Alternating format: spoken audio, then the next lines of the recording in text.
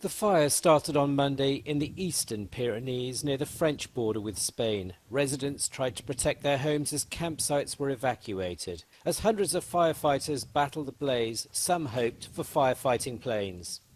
Les pompiers sont derrière, mais j'aimerais bien que ce soit les canadaires qui passent. In Saint-André, residents and the mayor counted the cost. On a des maisons qui brûlent, il y a des bénévoles avec des seaux, quoi. Enfin, on n'arrive pas à les dissuader.